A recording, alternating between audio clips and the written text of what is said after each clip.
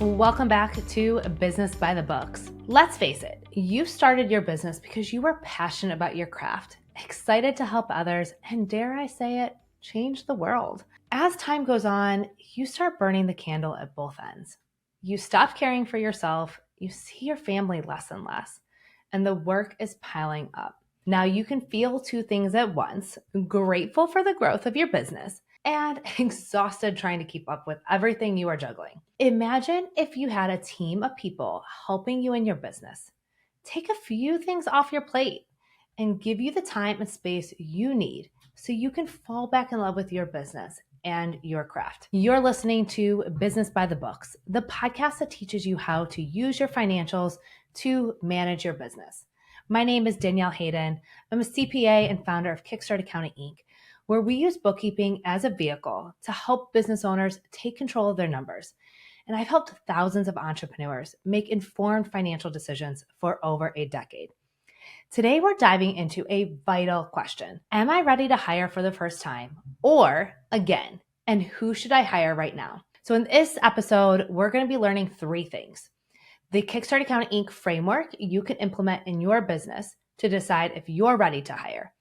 The three team types of team members you need and exactly when to hire them.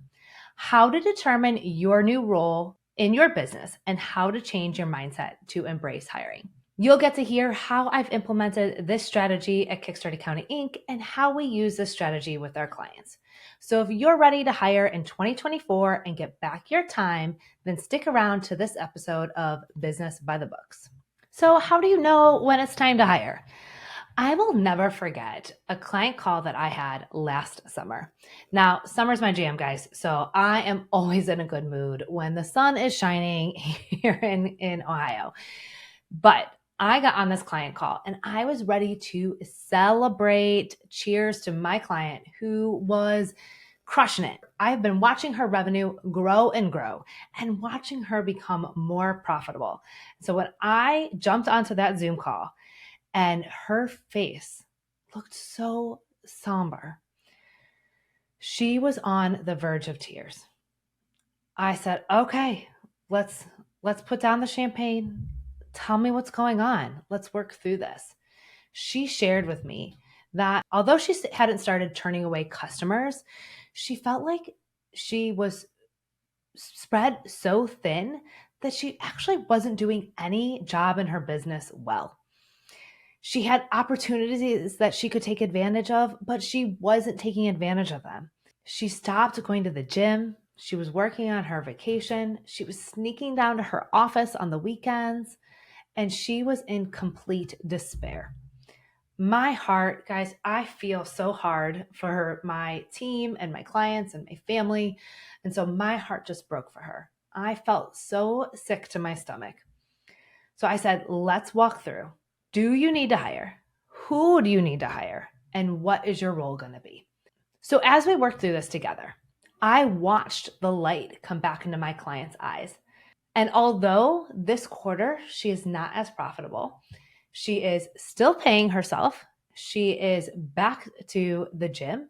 She is having time and dinner with her family. She's more patient with her kids, and she is embracing her new role as a leader in her business. So how do you know when it's time to hire for you, right? Maybe that's not your story. Maybe you are already turning customers away, or maybe you have new opportunities, but you tried to take advantage of them, but can't actually see them through. Maybe you're just having trouble managing your own workload. Maybe you can't find personal time, right? Maybe for you, it's not the gym. Maybe it's other ways, your hobbies. Is it your vacations? Is it your weekends? Are you sneaking down to the office? Or are you trying to do the things in your business that require a specialized skill and you don't know how to do everything in your business? Because let's face it, as a solopreneur, most of us weren't taught how to do all of the business side of running a business. So I want you to ask yourself these few questions. Do I need to hire, right? Like, am I actually at capacity? Or do I think I just, air quote, should be hiring because my peers are? You don't have to hire. You don't need a team. But if you are at capacity and your goal is to grow, then maybe there is an opportunity to hire. What are your energy levels? Like, really, when you get done at the end of the day, what is your energy level? Are you excited to spend time with your family and your friends? And are you paying yourself? Now, I don't want you to start the story in your head yet about I can't afford to hire. We're going to cover that next week.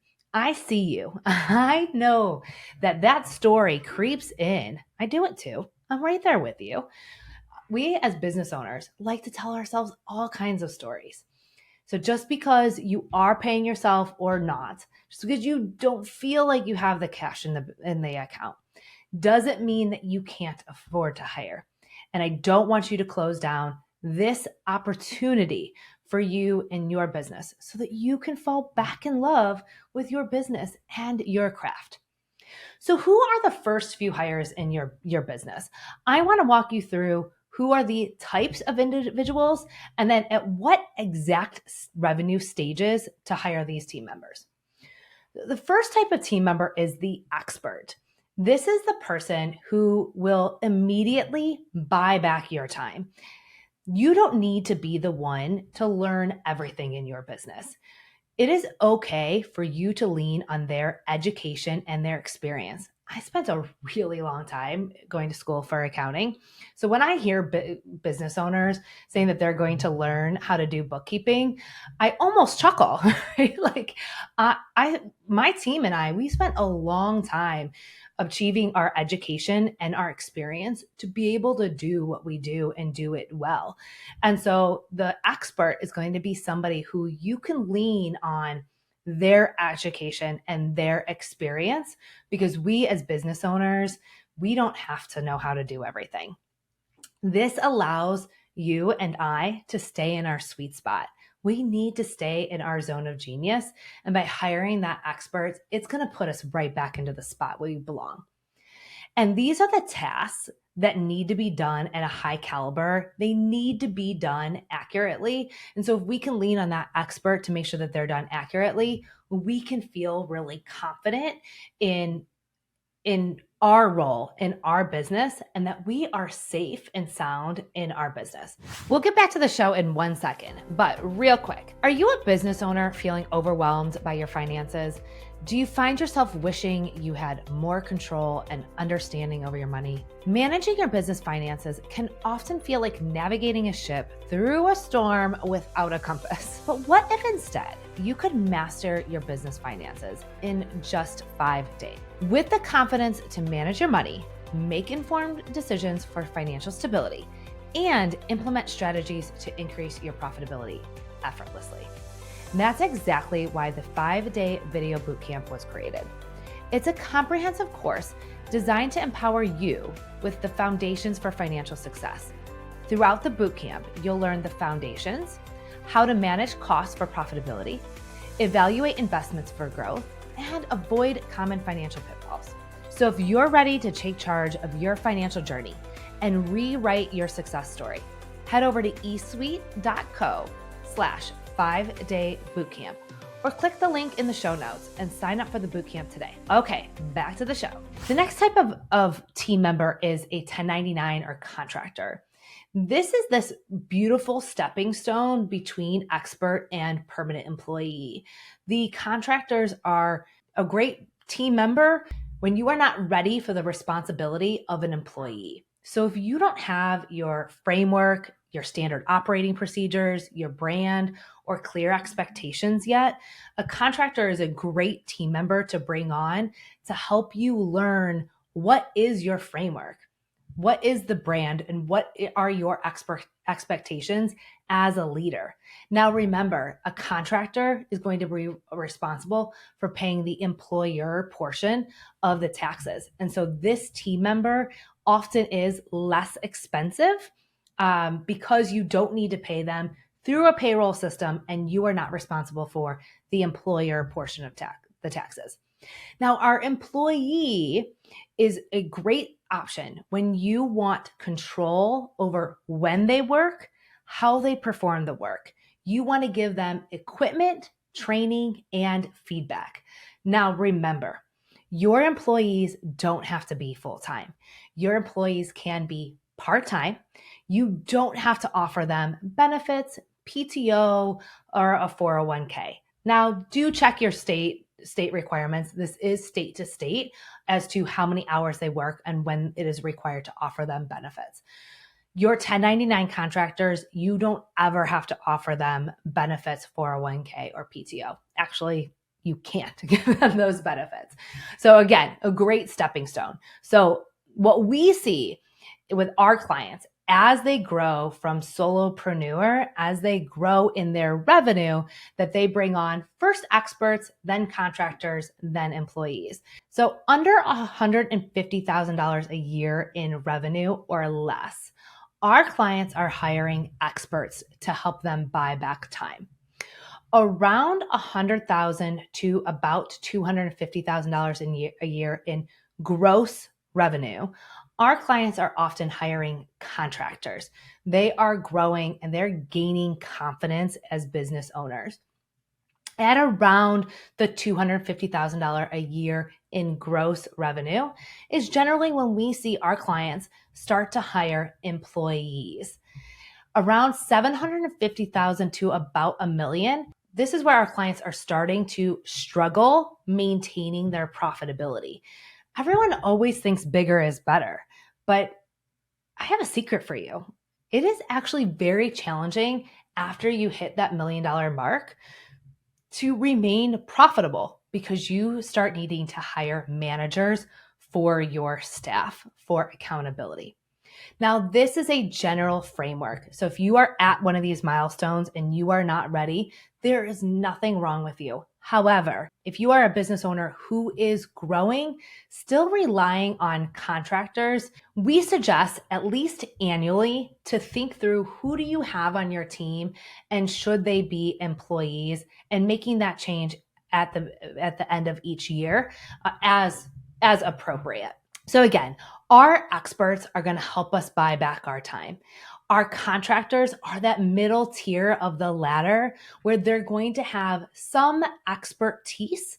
They are going to maintain the control. They don't need as much of your time, feedback, and training.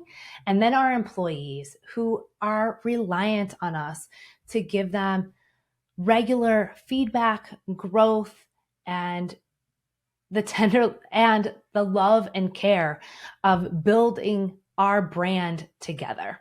So as you continue to grow in your business, you will need to decide what your role will be in the business. Now, I do not want you to overlook this important decision. We had a client who she thought that she wanted to be a leader of revenue producers. So she was building an agency model where she would have a team who was actually working directly with her clients, and that she would be the leader of the team. And she found that she was actually growing resentful of her team. She wanted to be on the ground serving her clients. And so after about 6 months, we had to restructure her and her organization so that she could work directly with the clients and that she would bring in somebody to actually oversee the team of revenue producers that she had. So for you, I want you to think through, do you want to lead a team of revenue producers, so a team of people who are going to be client facing, or do you want to be the client facing revenue producer?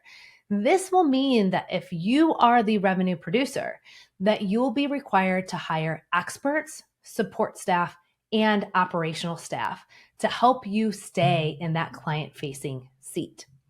This requires some reflection and can always be changed in the future. I knew from day one that I wanted to lead a team of revenue producers. So here at Kickstart Accounting Inc., we have a team of account managers and bookkeepers because I knew that I wanted to lead that team and I wanted them to have the opportunity to work directly with our amazing clients. And that has worked really well for us. Now, I did exactly what so many of our clients did. I started with a team of experts. I regularly look at what are my strengths and weaknesses. And wherever there is a weakness, I look at who is the expert I can bring on in my business to help me either turn this into a strength or actually just get this off of my plate completely. We started with a team of contractors. So early on in the days, and I can't believe Kickstart Accounting Inc. has been around for 9 years. We started with contractors. I didn't have the processes and the framework and the time and space for regular feedback back then. So our team was a group of contractors who knew how to do bookkeeping really well. And as we continue to grow, I made the very important decision to move those team members from contractors to employees.